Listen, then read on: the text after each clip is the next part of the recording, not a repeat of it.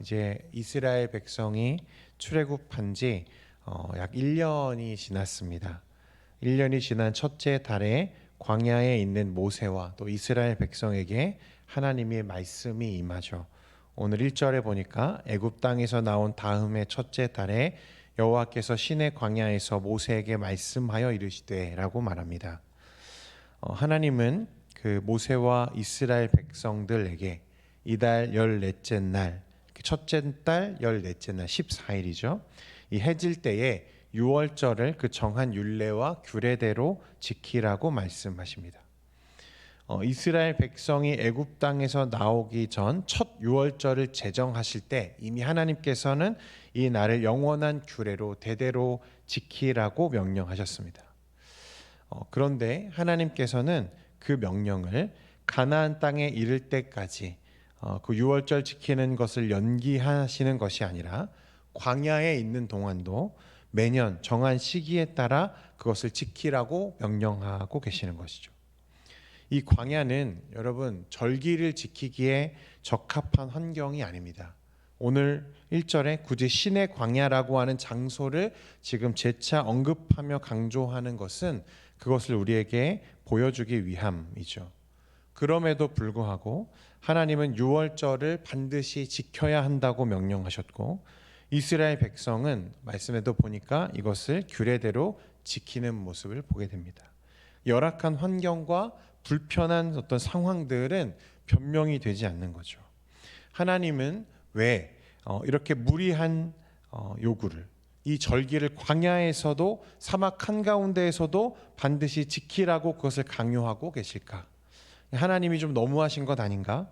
좀 사정을 봐서 저 가나안 땅에 들어가게 되면 그때부터 절기를 지키면 안 될까 하는 생각이 들기도 합니다. 그러나 하나님은 좀처럼 이것을 양보할 뜻이 없어 보인다는 거예요. 여러분 우리가 이 유월절을 계속해서 다룰 때에 이 유월절이 어떤 의미인지를 조금 깊이 생각할 필요가 있는데요.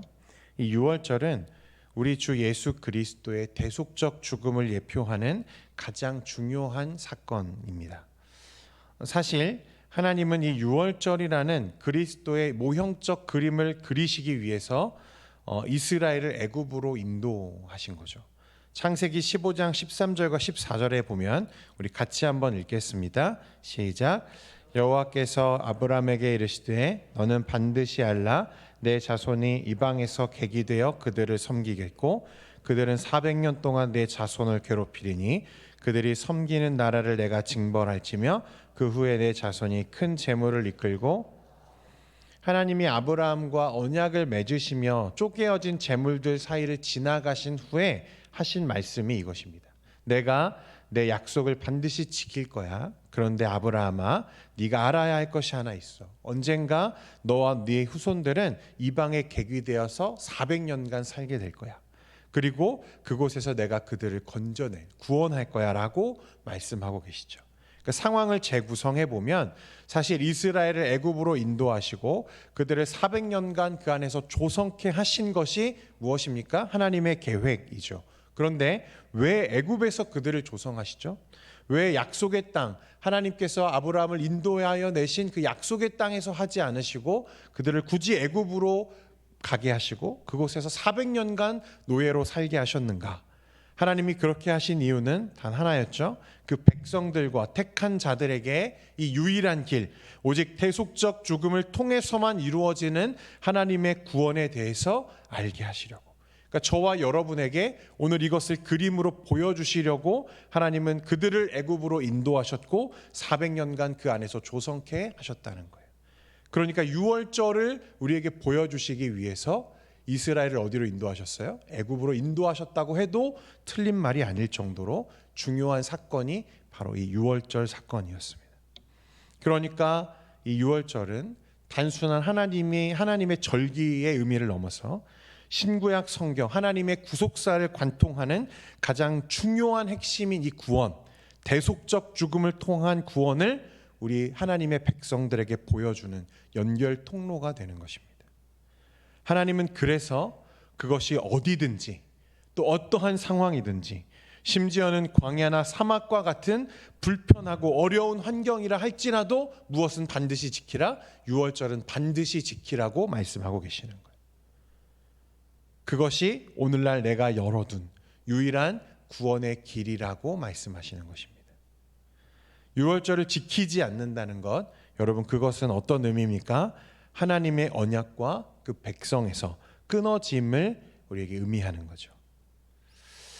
자, 그런데 오늘날 우리는 이제 실체이신 예수님께서 이 땅에 오셨고, 그래서 더 이상 유월절을 지킬 필요가 없지요.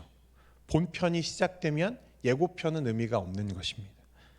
그러나 오늘날 우리에게도 유월절 어린 양 되신 예수 그리스도, 그 보혈을 의지하지 않고서는 그 누구도 하나님 앞에 설 수 없다고 하는 이 변함없는 진리는 여전히 동일하게 우리가 바라봐야 하는 말씀입니다.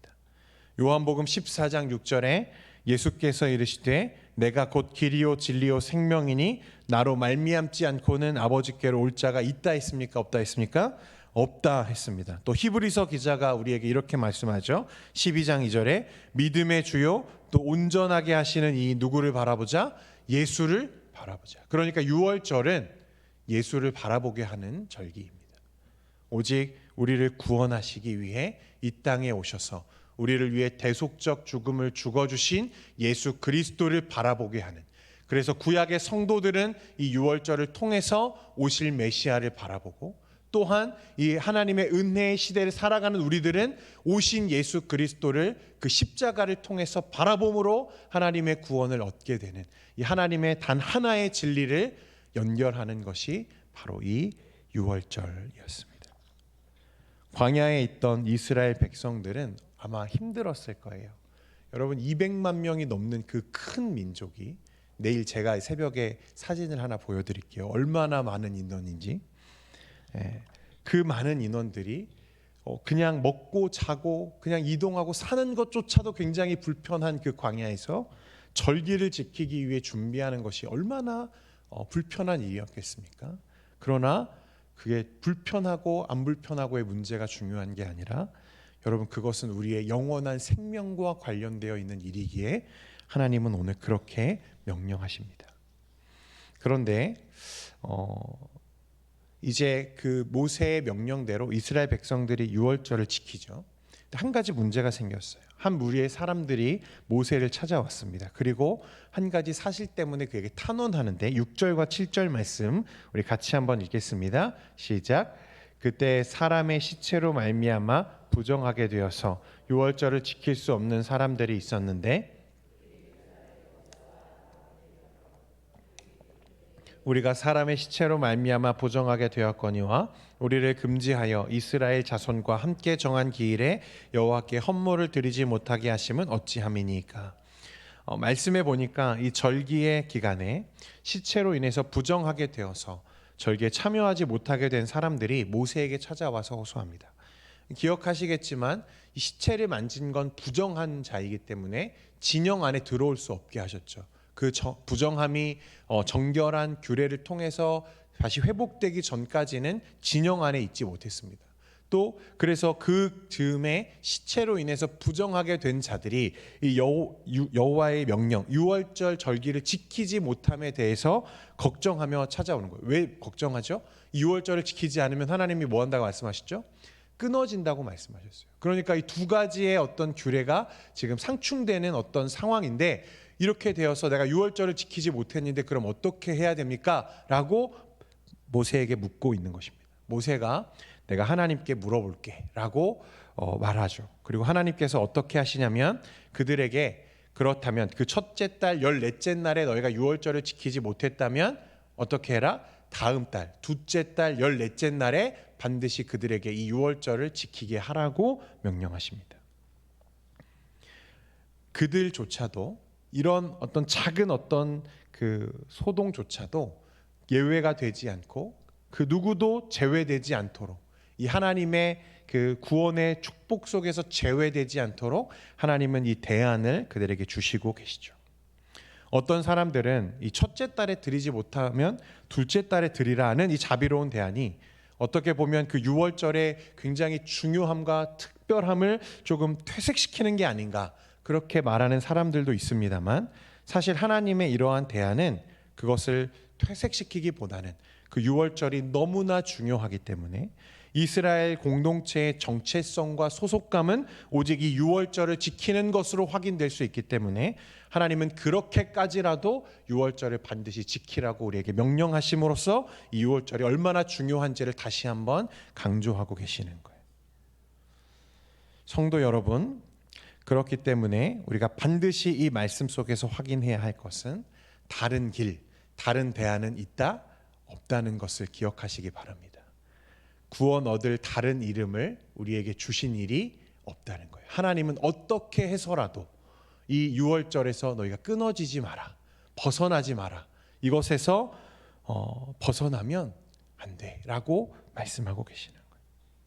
오늘날 교회가 세상에 많은 공격을 받고 또 도덕성과 윤리성에 많은 도전들을 받고 있다 하더라도 그럼에도 불구하고 저와 여러분이 우리 교회가 이 세상의 유일한 소망인 것은 그 안에 예수 그리스도의 복음이 있기 때문에 그렇습니다. 오직 주님, 오직 은혜만이 우리의 살 길임을 여러분 확신하는 저와 여러분 되기를 원합니다. 이제 이어지는 말씀에 보면 여러분들도 잘 아시는 이 하나님의 성막을 축조함과 동시에 무엇이 그 성막을 덮었냐면 구름 기둥과 불 기둥이 이스라엘 진영과 또 하나님의 뜻을 따라 그들을 인도해 가시는 장면을 말씀합니다. 15절에서 23절까지 말씀인데 우리 15절 말씀 같이 한번 읽겠습니다. 시작. 성막을 세운 날에 구름이 성막 곧 증거의 성막을 덮었고 저녁이 되면 성막 위에 불 모양 같은 것이 나타나서 아침까지 이르렀을 때 하나님은 출애굽기 25장에 이 성소 안에 있는 지성소 안에 있는 언약궤 두 구름 날개 사이에서 너와 만나겠다고 하셨습니다. 하나님의 임재와 동행의 약속이죠. 그 약속대로 이 성막이 지어지자 그 성막을 덮는 구름이 나타났습니다. 그리고 밤에는 무엇이? 불기둥이 그 성막을 지키죠. 성막이 세워지자 하나님이 그 약속대로 그곳에 임재하셨음을 말하는 것입니다. 그리고 이후의 말씀들을 보면 이 구름이 성막에서 떠오르면 이제 이스라엘이 어떻게 하죠? 이제 이동하기 시작합니다. 그 진영이 함께 그 구름 기둥이 이끄시는 대로 이동하기 시작하죠. 또 밤에는 불 기둥이 그것을 지킵니다. 그 구름이요, 어떤 때는 하루, 또 어떤 때는 이틀, 또 어떤 때는 한 달, 그리고 어떤 때는 1년을 머물기도 합니다. 그러면 이스라엘은 그 인도하심을 따라 그 구름이 이동할 때는 이동하고 또 그 구름이 머물 때는 어떻게 하는 거죠? 그곳에서 머물면서 하나님의 뜻을 기다리는 시간들을 갖는 거예요. 그게 어떤 때는 하루고 어떤 때는 1년이 가기도 하고, 이렇게 구름 기둥이 또는 불 기둥이 이동할 때 이동하고 멈출 때 멈추는 그런 삶을 그들은 광야에서 몇 년을 산 거죠? 40년을 산 거예요. 언제 구름이 움직일지 몰라요. 언제 떠오를지 모릅니다. 그러니까 그들은 언제든지 떠날 준비를 늘 하고 있어야겠죠. 정착할 수 없습니다. 그런 삶을 40년간 사는 거죠. 여러분, 이것은 이 땅의 나그네로 살아가는 우리 성도의 삶을 반영하는 것과도 같습니다. 그리고 그 성도의 삶이 하나님의 뜻을 따라 살아가는 이 거룩한 삶이 어떤 것인지를 우리에게 말씀하는데, 여러분, 거룩한 삶은 다른 게 아니라 하나님의 뜻대로 사는 것이 거룩한 삶입니다. 구약시대 백성들이 구름기둥이 떠오르면 이동하고 구름기둥이 머물면 그 자리에 머물렀던 것처럼 하나님이 가라 하시면 가고 하나님이 멈추라 하시면 멈추는 것이 바로 거룩한 삶입니다. 하나님을 믿고 거룩한 삶을 살아가기를 결단하는 주의 백성들은 곧 다른 것이 아니라 하나님이 가라 하실 때 가고 서라 하실 때 서는 삶을 살겠다고 결단하는 거예요. 여러분들도 오늘 그런 삶을 결단하신 분들인 줄 믿습니다. 하나님보다 앞서지 않으며 주님 말씀하시면 언제든지 장막 텐트를 거두고 길을 나섰던 이스라엘 백성들처럼 그 말씀이 하나님이 우리를 인도하시는 그 하루하루를 살아가는 저와 여러분 되기를 원합니다. 그러므로 오늘 우리 안에도 하나님보다 앞서지 않고 하나님의 뜻을 따라 움직이는 믿음의 결단이 있기를 소원합니다. 오늘 하루의 삶에서 거룩한 삶을 살아가는 저와 여러분 되기를 소원합니다. 기도하겠습니다. 하나님 아버지, 자격 없는 우리를 구원하시기 위해서 독생자 예수 그리스도를 보내주시고 십자가 위에서 그를 죽게 하심으로 우리의 모든 죄를 속량하신 그 하나님의 은혜에 오늘 감사하며 또 묵상합니다. 하나님, 이스라엘 백성들이 유월절 절기를 통해서 이 어린 양 예수 그리스도를 바라보게 하셨던 것처럼 오늘도 성령 안에서 우리를 이끄시는 그 하나님의 말씀을 통해서 예수 그리스도를 늘 바라봄으로 늘 하나님의 은혜에 의존하고 의지하는 우리 모두가 되게 하여 주옵소서. 오늘 이 자리에 모인 모든 주의 백성들이 하나님 거룩한 삶을 결단합니다. 오직 구름 기둥과 불 기둥으로 그들과 함께 하시며 인도하신 하나님께서 오늘도 우리의 삶을 내주하심으로 인도하시고 또한 이끄셔서 주님이 가라 하실 때 가고 서라 하실 때 설 수 있는 거룩한 삶으로 나아가는 우리 모두가 되게 하여 주옵소서. 이 시간 우리의 연약한 마음 또 연약한 심령을 가지고 주님 앞에 나아가며 기도합니다. 하나님 응답하시고 흠양하여 주옵소서. 예수님의 이름으로 기도합니다. 아멘.